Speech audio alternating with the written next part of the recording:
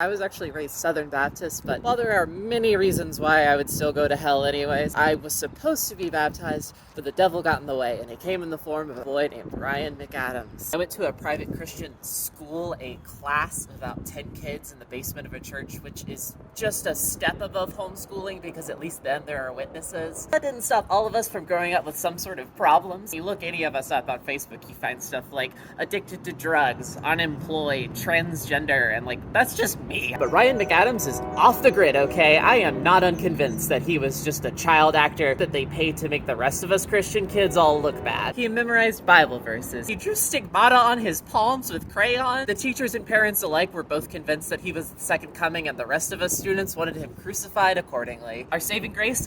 Baptism day. One Saturday, the church invited all the families to come watch as their kids, all dressed in white gowns, that got dunked in a water tank behind the pulpit. Not the worst Bible-themed wet t-shirt contest to ever occur in the Carolinas, because at least this one was sponsored by Cece's Pizza. All the moms and dads lined up in the pews, my 5-foot-even father standing on top of one, a camcorder aimed directly at my young quivering body at the back of the line. If you're unaware, Cece's is considered a Southern delicacy, and I had starved myself for days in order to have enough room in my stomach for an entire fudge-covered pizza. It was supposed to be my day. Our day, because the rest of us were getting time in the spotlight because Ryan McAdams and his family couldn't make it. A rainstorm had caused the McAdams family stable to fall on one of their newborn foals. I guess Ryan wasn't Christ-like enough to have good carpentry skills. Running only on apple juice and a single Cheerio, I decided in my brain that I was going to shout hallelujah when I popped out of the water. Twirl or something too. And if I had actually gotten to do it, maybe somebody would have read the tea leaves on my whole situation.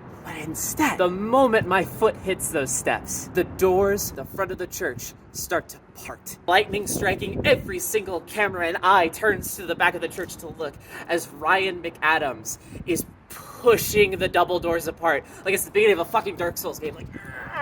Raincoat and boots and everything. This Coraline Funko Pop looking ass comes through and says, I had to be baptized today because if I die tomorrow, I want to see my pony in heaven. How was I supposed to compete with that? I brought Ryan up for his holy swan dive right away. Meanwhile, the devil was digging his nails into my empty stomach. Jesus Christ did not show mercy for the starving and the sinful that day, because while one already perfect angel gained access to the kingdom of heaven, a future whore hit the ground with hunger pains. And my father, seeing me fail to do the simple job of wait in line to be dunked in water, squeezed that Kmart camcorder so hard that it snapped. When I was absent from school the next day, Ryan brought flowers to my doorstep because he just assumed the man had killed me. The debate at school was whether he did it with his mind right there when I hit the floor, or if he did it that night when he was taking potshots at me with a BB gun. My dad didn't stay mad at me for that long, because even if I wasn't the second coming, I would still be his son.